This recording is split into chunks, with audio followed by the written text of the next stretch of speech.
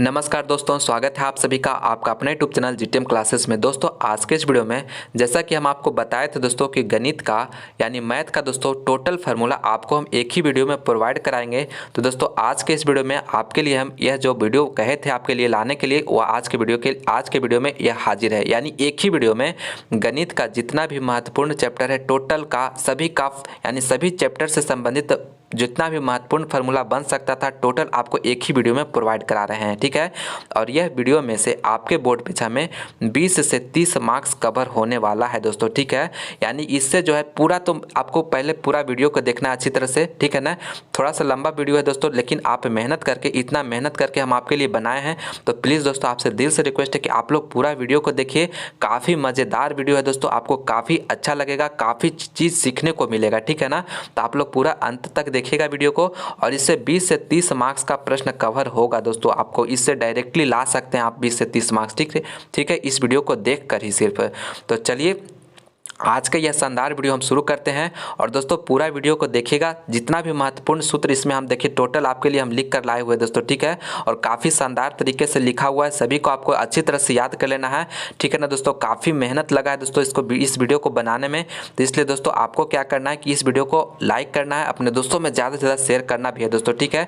सभी जगह इस वीडियो को फैला दीजिए ताकि आपका दोस्त आपका जो भी हो आपका दोस्त हो उसे भी मदद मिल सके, ठीक है। तो इसलिए आप लोग इस वीडियो को ज़्यादा से ज़्यादा शेयर करिएगा और काफ़ी अच्छा तरह से बताया गया है ताकि आपको एक बार में ही समझ कर उसको रटना नहीं पड़ेगा, आपको समझ कर याद कर लीजिएगा। आपको क्या करना है, पूरा कंसंट्रेशन के साथ इस वीडियो को देखना है, ठीक है।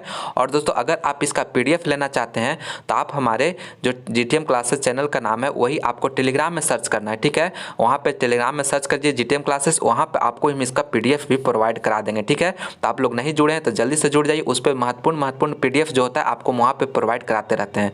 तो चलिए आज के यह शानदार वीडियो हम शुरू करते हैं। तो देखिए मेरा जो है पहला फार्मूला हम लिखे हैं दोस्तों, वह क्या है, भाज्य बराबर भाजक गुने भागफल प्लस शेषफल। यानी दोस्तों ये फार्मूला जो होता है भाज्य बराबर भाजक गुने भागफल प्लस शेषफल। तो देखिए अगर हम लोग 2 से यानी कि इसमें 2 से अगर 5 से डिवाइड लगा रहे हैं तो कितना बार में, 2 बार में लगाएंगे 4 और यहाँ पे बचा 1, यानी ये मेरा 5 जो है मेरा भाज्य है, ठीक है। यह 5 जो है भाज्य है और जिससे हम यानी भागा देते हैं, ठीक है, तो वह भाजक होता है। और जो मेरा भागफल आता है ये मेरा भागफल हो गया और जो बच गया दोस्तों यह शेषफल हो जाता है, ठीक है। तो आप लोग यह मेरा भाज्य, यह भाजक, यह मेरा भागफल और यह शेषफल, ठीक है।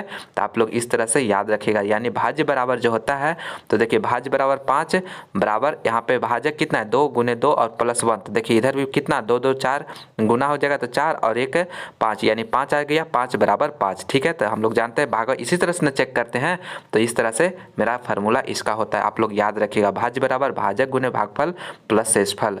देखिए इसी पर जो है a बराबर बी क्यू प्लस आर होता है, ठीक है। यानी a मेरा भाज्य हो जाएगा और b मेरा जो है भाजक और q जो है मेरा भागफल और r जो है शेषफल हो जाएगा। इस तरह से एक फार्मूला ये भी होता है, तो ये इसे भी याद रखें। जहाँ पे q जो है नॉट इक्वल टू 0 होना, यानी q 0 कभी भी नहीं होगा, तो इसे भी याद रखिएगा।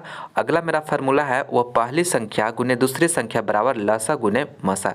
यानी a और b कोई जो है आपको दिया हुआ संख्या, तब इसका जो है अगर कहने का मतलब a इंटू बी कर देंगे और एलसीएम, इसका एलसीएम हो जाएगा जो और गुने एचसीएफ, ठीक है, एचसीएफ। तो इस तरह से इसका एक फार्मूला बनता है, ठीक है ना। तो आप लोग याद रखिएगा, यानी दो संख्याओं का गुणनफल जो होता है एलसीएम गुने उसके, यानी इसका एलसीएम और उसका एचसीएफ दोनों का गुणनफल के बराबर होता है, ठीक है। तो आप लोग याद रखिएगा यही फार्मूला होता है।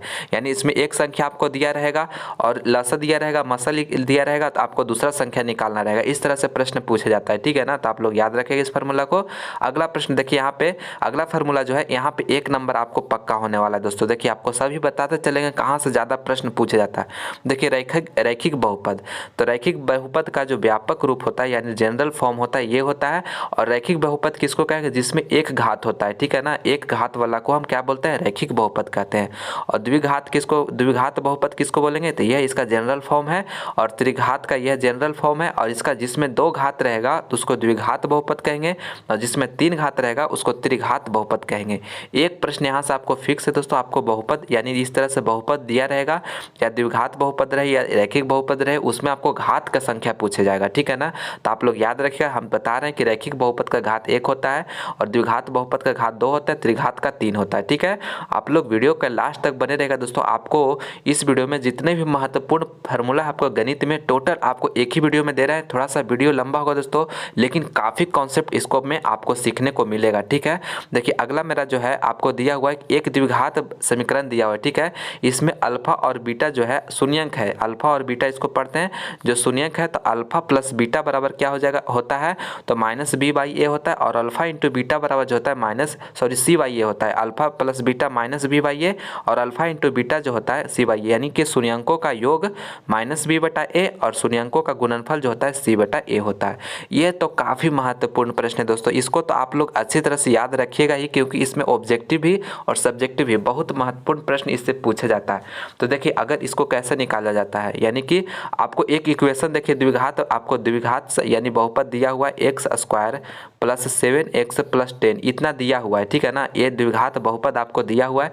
इसमें आपको पूछा जाए कि शून्यंकों का योगफल जो होगा क्या होगा, तो अभी बताएं दोस्तों शून्यंकों का योगफल कितना होता है, अल्फा प्लस बीटा बराबर माइनस बी बाई ए होता है, ठीक है ना।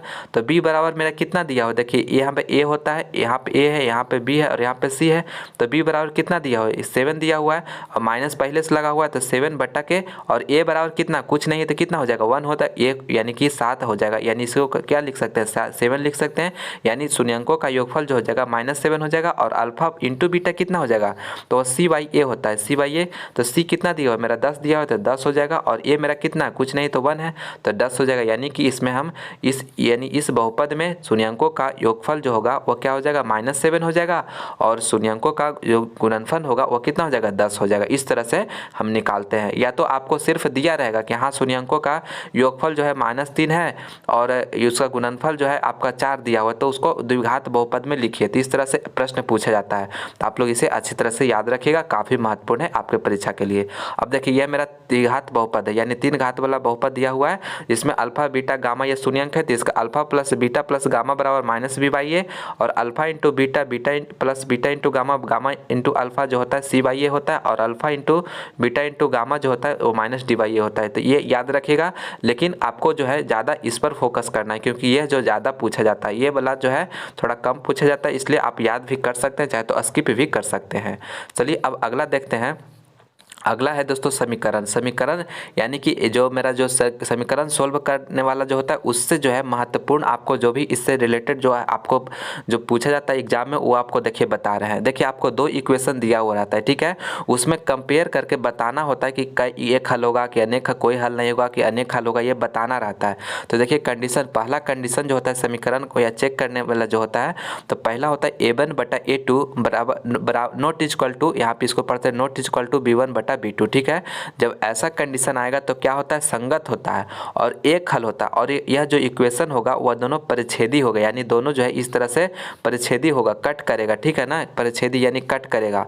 और देखिए दूसरा कंडीशन में a1 बटा a2 बराबर b1 बटा b2 और नॉट इक्वल टू c1 बटा c2, तो असंगत होगा और कोई हल नहीं, समानांतर होगा। यानी कि अगर ये वाला कंडीशन आता है तो समानांतर होगा, यानी कि ये वाला और ये वाला दोनों इक्वेशन है तो दोनों इस तरह से समानांतर हो जाएगा। ये वाला परिच्छेदी होगा, एक पॉइंट पर कहीं ना कहीं कटेगा पहला कंडीशन वाला। और तीसरा में जो है तीनों अगर बराबर हो गए, a1 बटा a2 बराबर b1 बटा b2 बराबर c1 बटा c2, तो संगत अनेक हल और संपाती होगा, यानी दोनों इक्वेशन जो है एक ही पर कोलैब कर जाएगा। क्या कर जाएगा, दोनों इक्वेशन जो है एक ही पर कोलैब कर जाएगा, इस तरह से वो भी और ये भी, तो वहाँ पे क्या बोलेंगे संपाती बोलेंगे, यानी दोनों एक ही पर आ गया। और उस पर उस कंडीशन में अनेक हल होता है, उसको संगत बोलते हैं, ठीक है। तो तीनों कंडीशन आप लोग याद रखिएगा, ठीक है, तीनों आपके एग्जाम के लिए काफ़ी महत्वपूर्ण है, आपको ऑब्जेक्टिव में भी और सब्जेक्टिव में भी दोनों आपके लिए ये काफ़ी महत्वपूर्ण है, ठीक है। दोनों आपको यानी दोनों में आपको ये काफ़ी मदद करेगा, तो आप लोग याद रखिएगा। इक्वेशन चेक करके जैसे देखिए आपको इक्वेशन आपको बता देना है कि देखिए 2 इक्वेशन दिया रहेगा, 2x प्लस 4x और बराबर 5 दिया हुआ है, ठीक है। और इसी प्रकार दिया हुआ है 4x प्लस 8x बराबर 10 दिया हुआ है। ठीक है, तो आप निकालिएगा a1 बटा a1 कितना दिया है 2, a1 हो गया 2 और a2 हो गया कितना, तो a2 हो गया यानी 2 बटा के 4 करेंगे बराबर, और 4 बटा के 8 करेंगे अब बराबर 5 बटा के 10 करेंगे। तो देखिए कट कर कितना आ रहा है 1/2 ये भी आ रहा है, 1/2 ये भी आ रहा है, 1/2 ये भी आ रहा है। तो यानी कि क्या हो गया 1/2 बराबर 1/2 बराबर 1/2, यानी तीनों मेरा बराबर हो गया। तो तीनों बराबर हो जाता है तो क्या हो गया, जस्ट अभी देखिए बताएं, तीनों बराबर तो संगत अनेक हल, यानी उसका जो है ना बहुत सारा हल होगा। ठीक है, और संपाती होगा, यानी दोनों जो हो जाएगा एक ही लाइन पर दोनों जो है आकर मिल जाएगा, यानी कॉन्सेप्ट यानी दोनों एक ही लाइन पर जो होगा यानी कि कोलैब कर जाएगा। तो ठीक है, तो वो मेरा कंडीशन इस तरह से चेक करते हैं।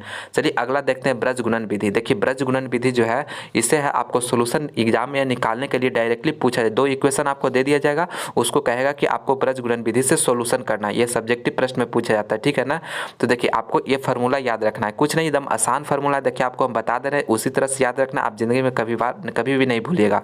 ठीक है ना, तो देखिए मेरा पहला नंबर क्या होता है x होता है, तो x बराबर क्या लिख देंगे, और देखिए आपको लिखना याद रखना है बी सी, ठीक है ना, और ए याद रखना इस तरह से। तो पहले देखिए क्या हो जाएगा BC हो जाएगा, फिर CA हो जाएगा, फिर उसके बाद क्या हो जाएगा A और B आ जाएगा। ठीक है ना, तो इस तरह से याद रखिएगा, यानी BC हो जाएगा, फिर CA हो जाएगा, फिर AB हो जाएगा, इस तरह से याद रखना है। और फिर कुछ नहीं 1 2 1 यानी 2 1 2 लिखेंगे, पहले 1 और 2, फिर क्या लिख देना 2 1, इस तरह से लिख देना। सभी में देखिए उसी तरह से हो रहा है, यानी कि मेरा x बटा B1 बटा B1 into C2 minus B2 into C1 इस तरह से, और y बराबर क्या हो जाएगा y बटा मेरा C1 A2 और माइनस C2 A1 और बराबर 1 बटा यानी ये कांस्टेंट वाला जो होगा 1 बटा A1 B2 minus A2 B1। ठीक है, इस तरह से ये फार्मूला रखकर आप लोग डायरेक्ट सॉल्यूशन निकाल लीजिएगा। ठीक है, चलिए अगला अब देखते हैं द्विघात समीकरण। द्विघात समीकरण दोस्तों काफ़ी महत्वपूर्ण है, यहाँ से आपको भी काफ़ी ऑब्जेक्टिव में भी और सब्जेक्टिव में भी काफ़ी महत्वपूर्ण प्रश्न पूछा जाता है। तो देखिए ये मेरा द्विघात समीकरण दिया हुआ, ठीक है, जिसमें 2 घात है। ठीक है ना, समीकरण रहता है दोस्तों तो बराबर में 0 रहता है, क्या रहता है बराबर में 0 दिया रहेगा। ठीक है, और अगर बराबर 0 नहीं दिया हुआ है तो वह बहुपद कहलाता है, और जिसमें बराबर 0 कर दे तो वह क्या हो जाता है, वो समीकरण हो जाता है। तो देखिए इसका मूल्य अगर निकालने का जो मेरा यानी मूल्य निकालने जो मेरा द्विघात समीकरण है उसका मूल्य निकालने का जो मेरा फार्मूला है वो क्या है, आप लोग ये पता होगा, x बराबर minus b plus minus b square minus 4ac के अंडर रूट बटा के 2a होता है। ये मेरा फार्मूला होता है मूल्य निकालने का। ठीक है, इसको जो है आप लोग याद रखिएगा, काफ़ी महत्वपूर्ण प्रश्न है। देखिए अगला जो है विवेचक है। तो देखिए विवेचक जो है, विवेचक जिसको d से हम डिनोट करते हैं, बराबर क्या होता है B square minus 4ac। D बराबर क्या होता है, आप लोग जानते हो कि बी स्क्वायर माइनस 4ac होता है। ठीक है, ये मेरा के डी बराबर कैपिटल डी बराबर होता है जब देखिए कंडीशन यहाँ पे 3 कंडीशन होता है दोस्तों। ठीक है, तीनों आपको बता रहे हैं, तीनों याद रखना है, तीनों काफ़ी महत्वपूर्ण है आपके एग्जाम के लिए। देखिए जब डी बराबर 0 होगा तब क्या होता है, वास्तविक और समान मूल्य होता है, यानी अगर डी बराबर 0 हो जाता है तो वास्तविक मूल्य होगा और समान मूल्य होगा। ठीक है ना, आपको याद रखना है। और डी ग्रेटर देन 0 यानी डी जो है बड़ा है 0 से, तब क्या हो जाता है वास्तविक और असमान मूल्य, यानी कि जो मेरा रूट निकल कर आएगा, मूल्य निकल कर आएगा वो असमान होगा लेकिन वास्तविक होगा। और d बराबर अगर 0 से छोटा हो रहा है यानी माइनस में चला गया d, अगर d का वैल्यू हम निकाले इस फार्मूला पर रखकर और d माइनस में चला जाएगा, -2 आ गया, -4 आ गया, तो वहाँ पे अवास्तविक मूल्य हो जाता है उसका। ठीक है, तीनों कंडीशन आप याद रखिएगा, तीनों काफ़ी महत्वपूर्ण है, आपको चेक करना होगा एग्जाम में। ठीक है, तो इसलिए आप तीनों हम आपको बता रहे हैं, तीनों याद रखिएगा इसी तरह से। d बराबर 0 तब वास्तविक और समान मूल्य, और d ग्रेटर देन 0 तब वास्तविक और असमान मूल्य, और d अगर 0 से लेस यानी कम छोटा हो गया, ठीक है ना, 0 से छोटा हो गया तो अवास्तविक मूल्य। ठीक है, तीनों याद रखिएगा। और यह मूल्य निकालने का जो मेरा x बराबर निकालने का जो रूट निकालने का फार्मूला होता है, इसे भी आप लोग याद रखिएगा। अगला मेरा चैप्टर है वह है समांतर श्रेणी। समांतर श्रेणी से जो महत्वपूर्ण फार्मूला है, देखिए n बराबर जो होता है a plus n minus 1 into D, जहाँ पे a मेरा पहला पद, n है पदों की संख्या और d जो है सार्वंतर। सार्वंतर कैसे निकालते, देखिए अगर दिया हुआ है आपको 1 दिया हुआ है, 3 दिया हुआ है, 5 दिया हुआ है, इसी तरह से मेरा AP में जो दिया हुआ इसको अगर सार्वंतर निकालना था, T2 मेरा ये T1 हो गया। ठीक है ना, ये T1 ये T2 और ये T3, तो कैसे निकलता है, तो ये T2 माइनस T1 यानी 3 में से 1 जाएगा। ठीक ठीक है। तो कितना आ गया, 2 आ गया, इसका सर्वांतर 2 हो जाता है, ठीक है। इसमें से इसमें घटाएंगे तो फिर भी 2 ही आएगा, यानी सर्वांतर जो होता है वो समान होता है, जो कि ये फार्मूला है T2 - T1 T2 T3 - T2 इस तरह से निकालते हैं, ठीक है। ये डी निकालने का, और ये मेरा फार्मूला है an बराबर यानी अंतिम पद बराबर a + n - 1 × d होता है, ठीक है। आप लोग इसे याद रखेगा।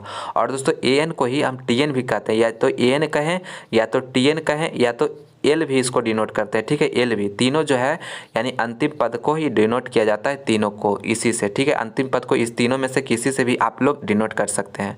चलिए अब आगे देखते हैं जनरल फॉर्म, यानी कि जो मेरा एपी का अगर रहेगा कोई भी तो जनरल फॉर्म ये होता है ए + d और a + 2d इस तरह से होता है, ठीक है। ये जनरल फॉर्म होता है। अगला मेरा जो है एस एन बराबर, एस एन का जो सूत्र होता है वो क्या होता है, n/2 2a + n - 1 × d होता है। ये एस एन निकालने का फार्मूला है, ठीक है। आप लोग इसे अच्छी तरह से याद रखिएगा। इसी फार्मूला को हम इस तरह से भी लिख सकते हैं, n/2 a + an, ठीक है ना, इस तरह से भी लिख सकते हैं। दोनों आपको अच्छी तरह से याद रखना है। यानी ये जो है आपको जो एपी दिया रहेगा उसका जो सम निकालने का जो फार्मूला यानी जोड़ निकालने के लिए रहता है, तो ये फार्मूला हम यूज करते हैं, ठीक है। चलिए अगला प्रश्न आप देखते हैं समांतर माध्य। देखिए आपको 2 दिया हुआ है, यानी 12 दिया हुआ है और दिया हुआ है 18 दिया हुआ है, ठीक है। इसमें पूछा जाएगा, ऑब्जेक्टिव में पूछा जाता है कि दोनों का समांतर माध्य होगा, तो देखिए दोनों को क्या कर देना है, जोड़ देना है और बटा में 2 कर देना है। तो दोनों को जोड़िएगा कितना आएगा, 30 आ जाएगा। 30/2 करेंगे कितना आ जाएगा, 15 आ जाएगा, यानी इसका समांतर माध्य 15 हो जाएगा। इसी तरह से समांतर माध्य वाला देखिए लिखा हुआ है कि a + b/2, यानी जो 2 संख्या रहेगा उसको जोड़कर बटा 2 कर देना है, आपका समांतर माध्य निकल जाएगा। अगला देखिए दिया हुआ दोस्तों 1 1 2 3 4 इस तरह n तक जा रहा है, ठीक है। और इसको क्या करना है कि सभी को जोड़ना है, आपको क्या करना है यानी n नेचुरल नंबर को जोड़ना है। तो उसके लिए सूत्र होता है Sn बराबर यानी कि होता है n × n + 1 × 2 होता है, ठीक है। Sn बराबर n × n + 1 बटा के 2 होता है, ये सूत्र होता है। आप लोग याद रखिए, जैसे कि आपको देखिए बता रहे हैं, अगर 1 से लेकर आपको इस तरह से दिया हुआ है, 1 से लेकर इसे लिखकर 10 तक जोड़ देना है, आपको 10 तक जोड़ना है, ठीक है। तो क्या हो जाएगा मेरा n कितना हो गया, लास्ट वाला कितना है 10 है, तो 10 लिख लेंगे और 10 + 1 लिखेंगे और बटा में क्या करेंगे 2 करेंगे। इसको एक बार में यानी 5 बार में कटेगा, 5 हो गया, और गुने और ये ऐड करेंगे कितना आ गया 11, तो 11 ऐड करेंगे तो कितना हो जाएगा 55 आ जाएगा। यानी इस तरह से इसका यूज करते हैं, यानी जो भी आपको नेचुरल नंबर दिया रहेगा उसका सम निकालना है, उसका जोड़ निकालना है, तो ये फार्मूला आप लोग यूज करिएगा। इसी तरह से आपको ऑब्जेक्टिव में पूछा जाता है, ठीक है। तो आपको ये फार्मूला याद रखना है। चलिए अगला आप देखते हैं निर्देशांक ज्यामिति। इससे काफ़ी महत्वपूर्ण प्रश्न आपके एग्जाम में पूछा जाता है दोस्तों, काफ़ी शानदार तरीके से बताऊंगा, आप लोग बस पूरा कॉन्सेंट्रेशन के साथ देखिए। इससे आपको बहुत सारा प्रश्न आपके एग्जाम में पूछा जाता है और 100% आप लोग सही करके आएगा, बस जो आप बता रहे हैं आपको उसे ध्यान में रखना है। देखिए ये मेरा जो है, ये मेरा जो हो गया x एक्सिस हो गया, ठीक है, और ये मेरा y एक्सिस हो गया, ठीक है। इसमें x डैश है, ये मेरा x है, ये मेरा x डैश है, ठीक है, और ये y है, ये y डैश है, ठीक है। ये मेरा पहला क्वाड्रेंट है, ये मेरा दूसरा है, ये तीसरा और ये चौथा है, ठीक है। जिसमें कि पहला मेरा क्या होता है, पहला में प्लस प्लस होता है, दूसरा में क्या होता है माइनस प्लस होता है, और तीसरा में क्या होता है माइनस माइनस होता है, और चौथा में क्या होता है प्लस माइनस होता है, ठीक है। आपको याद रखना है। देखिए आपके एग्जाम में किस तरह से पूछा जाता है, आपको दिया रहेगा इस तरह से दिया रहेगा 5 और -4 जो होगा कौन सा पाद में होगा, ठीक है। इस तरह से प्रश्न में पूछा जाएगा 5, -4 जो होगा कौन सा पाद में है। तो देखिए पहले मेरा क्या वैल्यू है, पॉजिटिव है, उसके बाद क्या है नेगेटिव है। तो देखिए पॉजिटिव और नेगेटिव वाला किस में आ रहा है, देखिए चौथा में है, ठीक है ना, तो ये चौथा पाद में आएगा। इसी तरह से देखिए ये मेरा दिया हुआ है -4 और -2, तो कौन सा पाद में हो जाएगा, ये तीसरा पाद में होगा। इसी तरह से आपको एग्जाम में पूछा जाता है दोस्तों, तो आप लोग याद रखिएगा, ठीक है ना। ये आपको एग्जाम्पल देकर हम आपको बता दे रहे हैं, इसी तरह से आपको एग्जाम में पूछा आपको याद रखना है।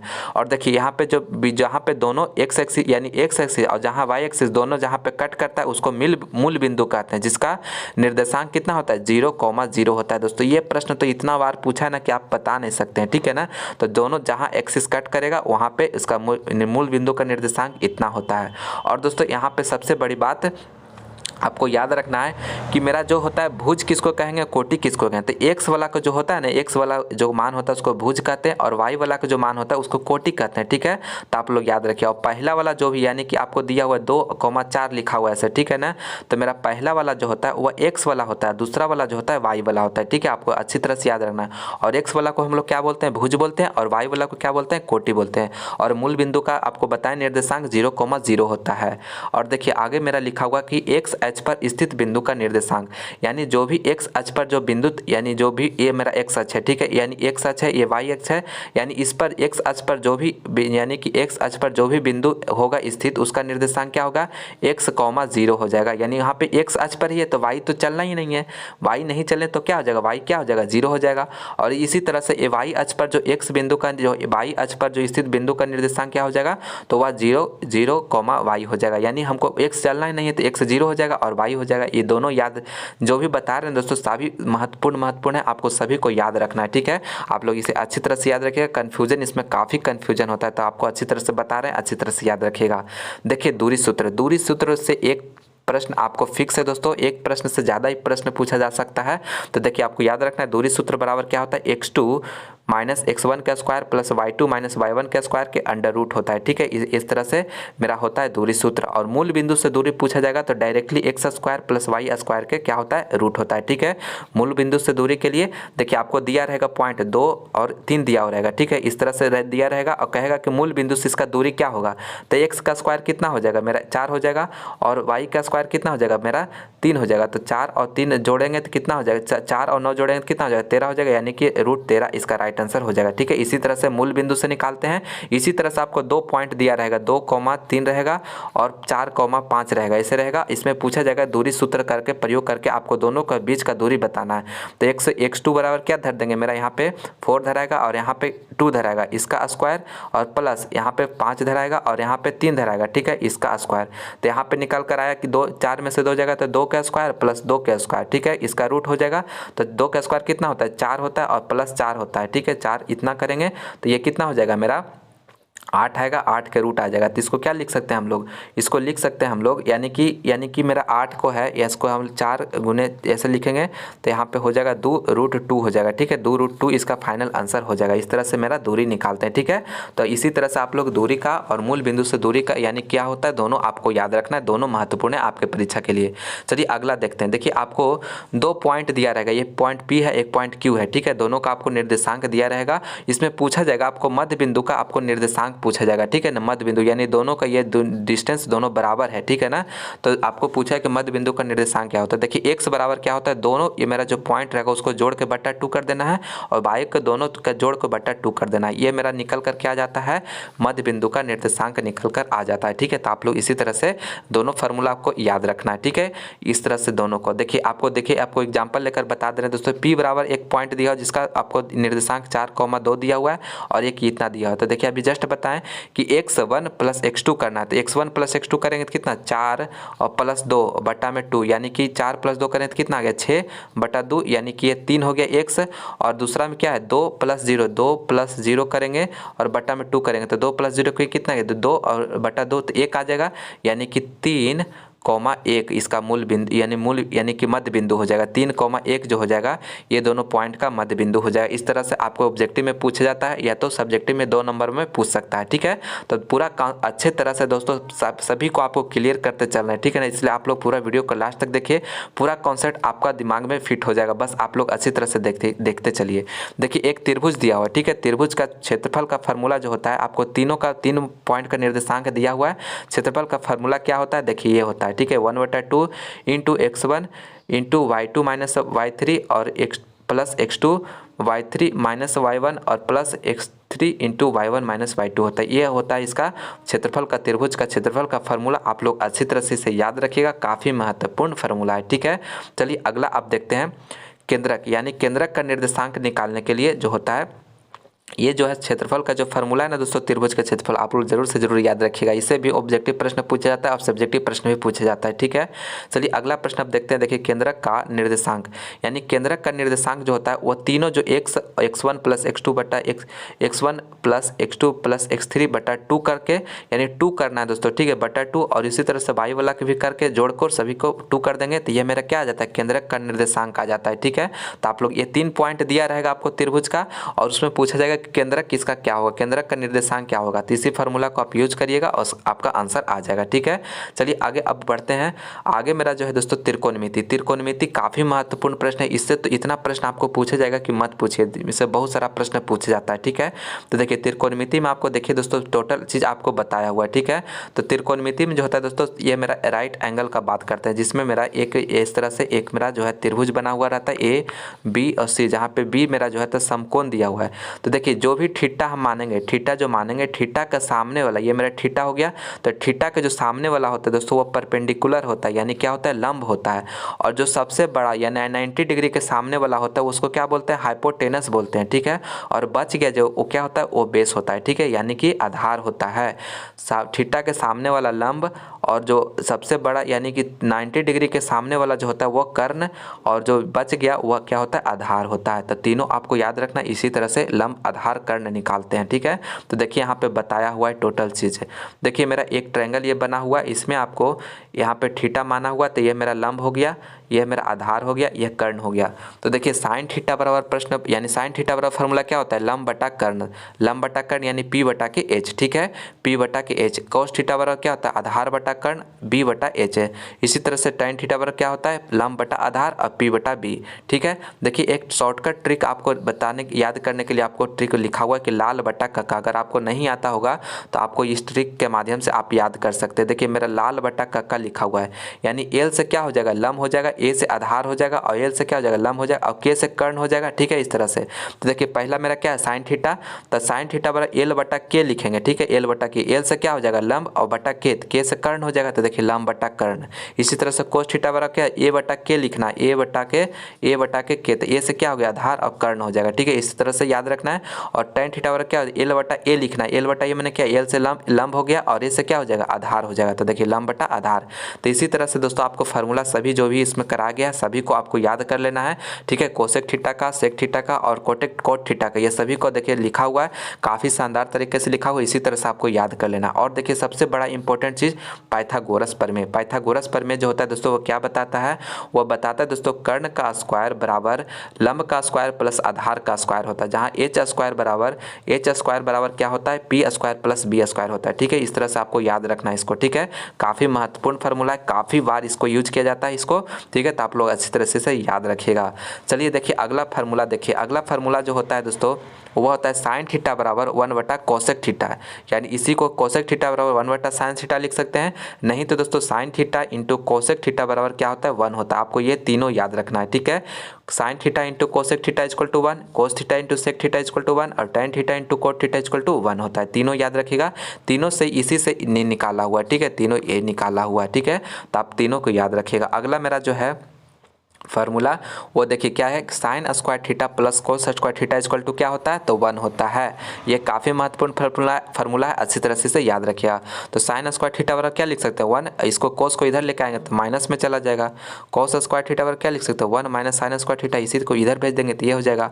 और दूसरा महत्वपूर्ण फार्मूला है sec square theta minus tan square theta equal to क्या होता है, 1 होता है। ठीक है, इसे भी आप याद रखिएगा। और अगला मेरा जो है वो होता है cosec square theta minus cot square theta equal to क्या होता है, 1 होता है। इसे भी आप लोग याद रखिएगा। ठीक है, तो ये तीनों महत्वपूर्ण फार्मूला है, तीनों आपको याद रखना है। तीनों से जितने भी महत्वपूर्ण फार्मूला बना हुआ है टोटल लिखा हुआ है, बस आपको याद कर लेना है। और देखिए अगला मेरा tan थीटा बराबर, तो tan थीटा बराबर क्या होता है, साइन थीटा बटा कोस थीटा होता है, इसे आपको याद रखना है। और कोट थीटा बराबर क्या होता है, कोस थीटा बटा साइन थीटा होता है, तो इसे भी आपको याद रखना है। सभी महत्वपूर्ण फार्मूला जो ट्रिगोमेट्री का देखिए इसमें बताया हुआ है दोस्तों, सभी को आपको अच्छी तरह से याद कर लेना है, ताकि आप एग्जाम में जिस तरह से भी प्रश्न पूछे उसे 100% आंसर देकर आए। और दोस्तों अभी तक हमारे इस वीडियो को लाइक नहीं किए दोस्तों, तो प्लीज़ आप इस वीडियो को लाइक जरूर कर दीजिए, अपने दोस्तों में इस वीडियो को ज़्यादा से ज़्यादा शेयर करिएगा। दोस्तों काफ़ी मेहनत लगा है दोस्तों इस वीडियो को बनाने में, इसलिए दोस्तों जितना हो सके दोस्तों आपसे बन सकता है, जितना हो सके इस वीडियो को पूरा फैला दीजिए सभी जगह। ठीक है, जितना हो सके अपने दोस्तों में से शेयर करिएगा। और आप हमारे यूट्यूब चैनल जीटीएम क्लासेस को अभी तक सब्सक्राइब नहीं किए दोस्तों, तो प्लीज़ चैनल को सब्सक्राइब जरूर से जरूर कर लीजिएगा। ठीक है, इतना सारा लिखने में पूरा क्वेश्चन यानी कि हम पूरा किताब से जो भी महत्वपूर्ण फार्मूला है टोटल आपको एक ही वीडियो में प्रोवाइड करा रहे हैं। ठीक है, तो इसलिए दोस्तों आप लोग लोग इस वीडियो को ज़्यादा से ज़्यादा अपने दोस्तों में इस वीडियो को शेयर जरूर करिएगा, ठीक है। जितना हो सके सभी जगहों को आपको इस वीडियो को फैला देना अपने दोस्तों में। देखिए आगे अब देखते हैं। अगला मेरा देखिए लिखा हुआ है कि साइन इंटू 90 माइनस थीटा, तो क्या होता है कोस थीटा होता है, ठीक है। और कोस 90 माइनस थीटा क्या होता है, तो साइन थीटा होता है, जस्ट इसका उल्टा होता है, ठीक है। इसी तरह से tan 90 माइनस थीटा क्या होता है, तो कॉट थीटा होता है। और कोट 90 माइनस थीटा क्या होता है, tan थीटा होता है। और इसी तरह से सेक 90 माइनस थीटा क्या होता है, कोसेक थीटा। और कोसेक 90 माइनस थीटा क्या होता है, सेक थीटा होता है। तो सभी आपको याद रखना है, सभी महत्वपूर्ण फार्मूला आपके लिए। और देखिए पूरक कोण किसको कहेंगे दोस्तों, देखिए दो कोण दिया हुआ है, ए प्लस बी मेरा दो कोण है, उसका अगर दोनों का सम अगर 90 डिग्री हो रहा है तो उसको क्या कौन कौन बोलेंगे, तो पूरक कोण बोलते हैं, ठीक है। आपको याद रखना, जैसे मेरा एक 30 दिया हुआ है, ठीक है, तो इसका पूरक कोण कौन हो जाएगा, तो मेरा 90 में से इसको घटा लीजिए 60, यानी कि 30 और 60 जो डिग्री है एंगल वो क्या है, एक दूसरे के पूरक है, ठीक है। तो यही हो जाता है, क्योंकि दोनों सम करेंगे कितना आएगा 90 डिग्री, तो पूरक कोण उसी को कहते हैं। पूरक कोण यानी दो कोण का सम अगर 90 डिग्री हो रहा है तो उसको पूरक कोण कहेंगे। और ट्रिगोमेट्री में जो होता है दोस्तों, पाई बराबर कितना होता है, 180 डिग्री के बराबर होता है। पाई बराबर कितना होता है, 180 डिग्री के बराबर होता है। तो इसी तरह से अगर 180 है और बटा में 2 करेंगे तो कितना हो जाएगा 90 डिग्री, तो देखिए पाई बटा 2 कितना हो जाएगा 90 डिग्री हो जाता है, ठीक है। इसी तरह से और भी निकाल कर आप लोग चेक कर सकते हैं। आपको एक कमेंट कर रहे हैं दोस्तों, आप कमेंट करके आप आंसर बताइएगा। एक प्रश्न पूछ रहे हैं कि पाई बटा 4 का वैल्यू कितना होगा, ठीक है। पाई बटा 4 का वैल्यू कितना होगा, आप लोग कमेंट करके हमें जरूर से जरूर बताइएगा। देखिए दोस्तों, आपको मान जो है ये आपको याद रखना बहुत ही जरूरी है, क्योंकि इससे बहुत सारा प्रश्न आपके बोर्ड परीक्षा में पूछा जाता है, ठीक है। तो आपको मान अगर अभी तक याद नहीं दोस्तों, तो आपको एक ट्रिक का वीडियो हमारे इस चैनल पे अपलोड किया गया, लिंक आपको डिस्क्रिप्शन में दिया हुआ, वहाँ पे जाकर आप लोग देख लीजिएगा, ठीक है। इसमें हम आपको फटाफट आपको बता रहे हैं। देखिए साइन यहाँ पे ए लिखा हुआ है, यानी थीटा भी रह सकता है, ठीक है ना। तो साइन 0 डिग्री का मान कितना होता है, 0 होता है। साइन 30 डिग्री का मान कितना है, 1/2 होता है। और साइन 45 डिग्री का मान कितना है, 1/√2 होता है। और साइन 60 डिग्री का मान कितना है, √3/2 होता है। और साइन 90 डिग्री का मान कितना होता है, तो 1 होता है। इसी तरह से आपको सारा जो लिखा हुआ है सभी को आपको याद कर लेना है, सभी आपके लिए महत्वपूर्ण है, ठीक है ना। तो आप लोग याद कर लीजिएगा दोस्तों। चलिए अगला आप देखते हैं। अगला मेरा देखिए सर्कल आ गया, यानी वृत्त। तो वृत्त का क्षेत्रफल, वृत्त का त्रिज्या बराबर क्या फार्मूला आता है, वृत्त का त्रिज्या यानी r बराबर क्या होता है, d/2 होता है, ठीक है। आप लोग याद रखिएगा, वृत्त के त्रिज्या बराबर d यानी व्यास बटा 2 होता है। अगर आपको दिया रहेगा, आपको अगर लिखा रहेगा व्यास बराबर अगर मेरा 30 सेंटीमीटर है तो आपको त्रिज्या पूछा जाएगा, तो त्रिज्या बराबर क्या होता है, व्यास बटा 2 करिएगा तो 15 सेंटीमीटर। इस तरह से ऑब्जेक्टिव प्रश्न पूछा जाता है आपको, ठीक है। या तो आपको त्रिज्या दिया रहेगा 5 है तो आपको व्यास बताना है, तो 5 गुने 2 कर देंगे तभी तो व्यास निकलेगा ना। तो d बराबर क्या हो जाएगा, व्यास यानी त्रिज्या गुने 2 कर देंगे तो 10 आ जाएगा। इस तरह से आपको एग्जाम में पूछा जाता है ऑब्जेक्टिव प्रश्न में। और वृत्त का क्षेत्रफल बराबर क्या होता है, पाई r स्क्वायर होता है। और वृत्त का परिधि बराबर क्या होता है, 2 पाई r होता है। इस तरह से अगर सर्कल है तो इसका क्षेत्रफल क्या हो जाता है, पाई r स्क्वायर। वृत्त के परिधि क्या होता है, 2 पाई r होता है, ठीक है। और अर्धवृत्त का क्षेत्रफल क्या हो जाएगा, ये मेरा पूरा वृत्त का क्षेत्रफल, इसमें बटा 2 कर देंगे तो अर्धवृत्त का हो जाएगा। इसी प्रकार से अर्धवृत्त का अगर परिधि पूछा जाएगा, फिर देखिए अर्धवृत्त का परिधि देखिए पूछा जाएगा, तो देखिए आपको देखिए अब बता रहे हैं आपको।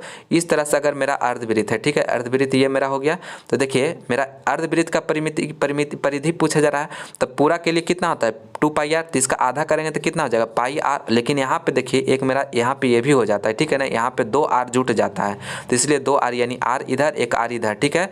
तो 2 r जुट जाता है तो 2 r हो जाता है, ठीक है ना, पाई r प्लस 2 r हो जाता है। तो इस तरह आपको परिधि अर्धवृत्त का परिधि बराबर क्या हो जाता है, पाई r प्लस 2 r होता है। और अर्धवृत्त का क्षेत्रफल पाई r स्क्वायर बटा 2 होता है। और अगला देखिए वृत्त खंड का क्षेत्रफल, ये भी काफ़ी महत्वपूर्ण फार्मूला है, अच्छी तरह से याद रखिएगा। वृत्त खंड का क्षेत्रफल जो होता है वो क्या होता है, θ/360 गुने पाई r स्क्वायर होता है, ठीक है। तो आप लोग इसे अच्छी तरह से याद रखिएगा। अगला मेरा देखिए दोस्तों वर्ग जो है, वर्ग देखिए इस तरह का होता है, ठीक है, जिसमें कि चारों भुजाओं जो होता है समान होता है, ठीक है। और प्रत्येक जगह यहाँ पे कोण पे होता है 90 डिग्री का कोण होता है। तो वर्ग का क्षेत्रफल बराबर क्या होता है, भुजा स्क्वायर या ए स्क्वायर कह सकते हैं। और वर्ग का विकर्ण बराबर √2 गुने भुजा होता है।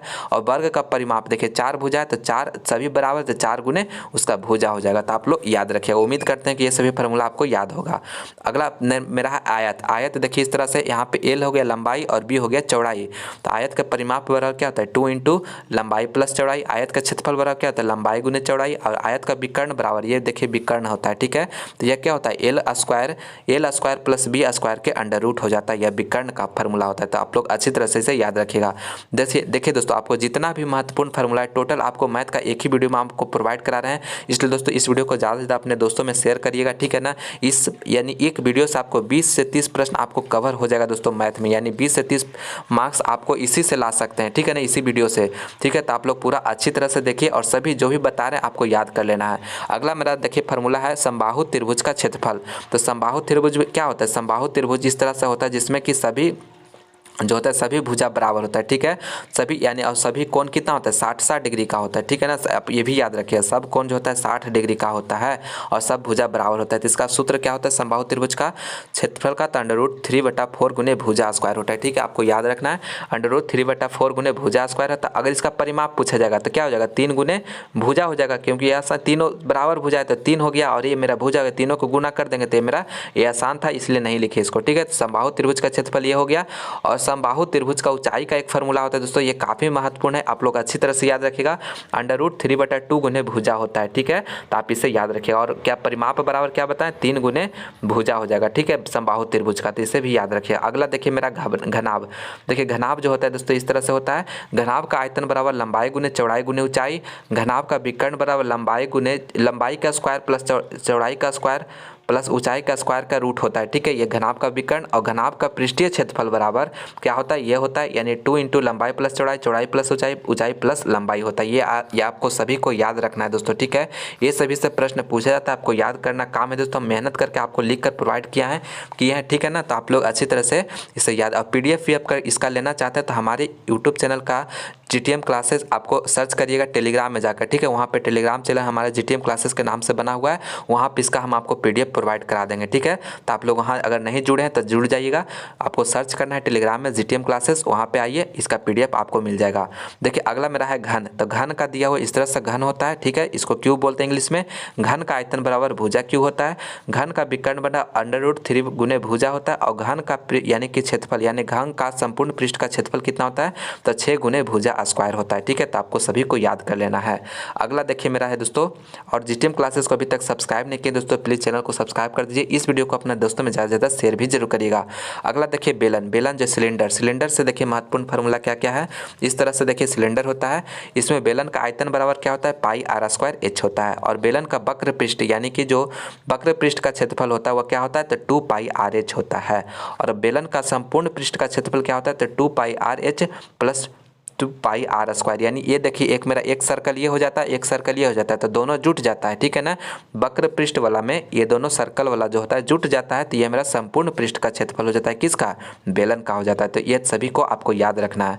अगला देखिए मेरा होता है शंकु। तो शंकु इस तरह का होता है, ठीक है। तो शंकु का तिर्यक ऊंचाई बराबर, यानी ये मेरा ये जो होता है ना लेंटेंट हाइट जो होता है, ये मेरा हाइट हो गया सिर्फ, और ये मेरा ये तिर्यक ऊंचाई जिसको L से डिनोट करते हैं, ठीक है ना, उसके लिए क्या फार्मूला होता है, तो h² प्लस l² के अंडर रूट होता है, ठीक है, आपको याद रखना, ये काफी महत्वपूर्ण है।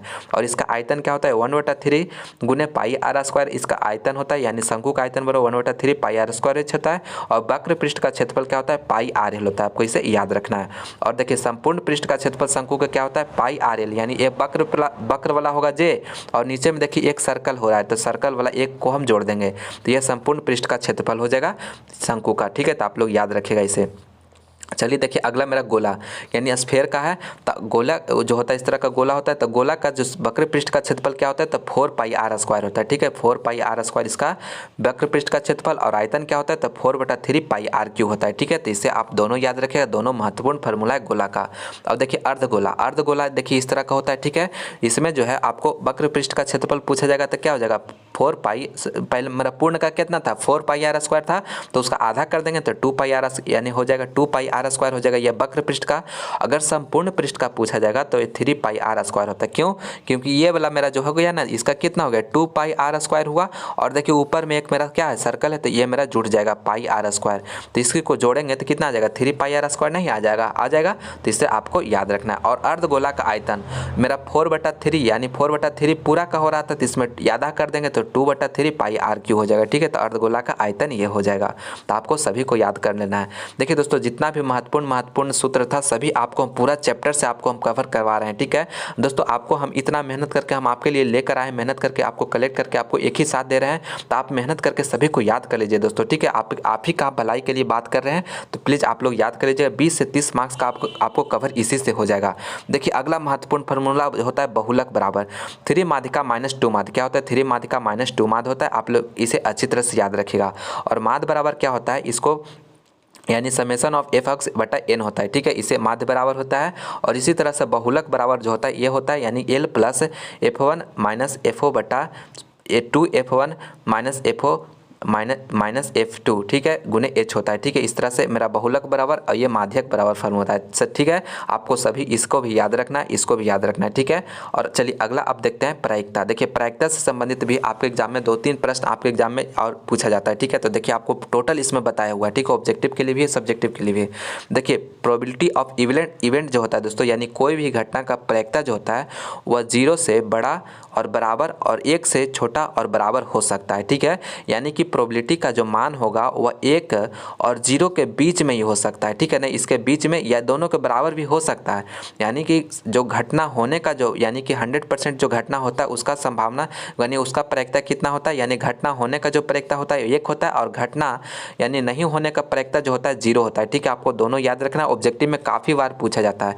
यानी घटना नहीं होने का प्रायिकता 0 और घटना होने का प्रायिकता 1 होता है और दोनों का वैल्यू जो होगा इसी के बीच में वेरी करता है। देखिए आपको दिया रहेगा ऑप्शन में कि प्रायिकता का कौन मान नहीं हो सकता है। एक ऑप्शन में रहेगा आपको दिया रहेगा 0.5, 0.2, 0.6 और एक रहेगा -0.5, इस तरह से। तो माइनस वाला नहीं होता क्योंकि आपको बता रहा है कि 0 से लेकर 1 के बीच में रहना चाहिए, दोनों को बराबर भी हो सकता है, 0 भी हो सकता है।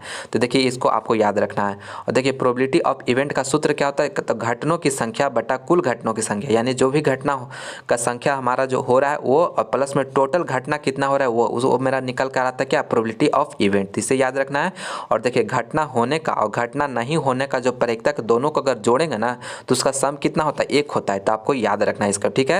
ये दोनों का जोड़ेंगे तो क्या होता है, दोनों का घटना होने का और घटना नहीं होने का प्रायिकता का दोनों को जोड़ेंगे तो 1 होता है। आपको अच्छी तरह से इसे याद रखना है। और देखिए दोस्तों ताश से भी आपके बोर्ड परीक्षा में 102 प्रश्न पूछा जाता है, ठीक है ना। तो ताश के बारे में आपको पूरा जानकारी दे रहे हैं। तो ताश में जो होता है दोस्तों वह कितना पत्ता होता है, 52 पत्ता होता है, ठीक है। कितना पत्ता होता है, 52 पत्ता, ठीक है। आपको याद रखना है। देखिए कौन कौन पत्ता होता है इसमें, देखिए 2, 3, 4, 5, 6, 7, 8, 9, 10 और ए के और जे ए के और क्यू और जे होता है, ठीक है। ए को हम लोग क्या बोलते हैं, मुन्ना बोलते हैं, और के को क्या बोलते हैं, बादशाह बोलते हैं, और क्यू को क्या बोलते हैं, क्यून बोलते हैं, ठीक है, रानी बोलते हैं, और जे को क्या बोलते हैं, गुलाम बोलते हैं, ठीक है, जैक बोलते हैं इसको, ठीक है। तो ये टोटल 13 हो रहा है और 13 गुने 4, तो 13 गुना 4 कितना हो गया, 52 हो गया मेरा। तो यानी 52 पत्ता टोटल रहता है ताश में, जिसमें कि 26 और 26 होता है, ठीक है ना। तो 26 को मेरा काला होता है, ठीक है, 26 को मेरा पत्ता जो होता है काला रंग का होता है और 26 को मेरा क्या होता है, लाल होता है, ठीक है। आपको ये भी याद रखना है, एग्जाम में पूछा जाता है, ठीक है ना, इस तरह से। तो इतना महत्वपूर्ण जानकारी था, आपको टोटल चीज़ हम आपको बताएं दोस्तों, पूरा मैथ में जितने भी महत्वपूर्ण फार्मूला था टोटल आपको हम बता दिए हैं। और दोस्तों अब आपका काम रहा कि आपको इस सभी को याद कर लेना, ठीक है ना। हमारा काम था दोस्तों आपको बताना, हम बता दिए काफ़ी मेहनत से, पूरा शिद्दत के साथ आपको पूरे ईमानदारी के साथ हम बताएं दोस्तों। आपको क्या करना है, पूरा को याद कर जाना है, ठीक है ना, क्योंकि इससे दोस्तों आपको इससे 20 से 30 मार्क्स का प्रश्न कवर होगा, ठीक है ना दोस्तों। तो आप लोग याद कर लीजिएगा दोस्तों, काफ़ी मेहनत लगा इस वीडियो को बनाने में। और दोस्तों यह वीडियो आपको कैसा लगा दोस्तों, आप लोग कमेंट करके एक अच्छा सा कमेंट जरूर करिएगा, ठीक है ना। आपका कमेंट का हमें इंतजार रहेगा। और दोस्तों आप इस वीडियो को अभी तक लाइक नहीं किए दोस्तों तो लाइक जरूर कर दीजिए, अपने दोस्तों में इस वीडियो को ज़्यादा से ज़्यादा शेयर करिए। और आप हमारे यूट्यूब चैनल जीटीएम क्लासेस को अभी तक सब्सक्राइब नहीं किए तो प्लीज़ चैनल को सब्सक्राइब करके बेल आइकन भी प्रेस कर लीजिए, ताकि आने वाले वीडियो का नोटिफिकेशन आप लोगों को सबसे पहले मिले। तो चलिए इसी तरह से आप लोग मन लगाकर पढ़ाई करते रहिए। मिलते हैं अगली वीडियो में। इस वीडियो को देखने के लिए बहुत बहुत धन्यवाद।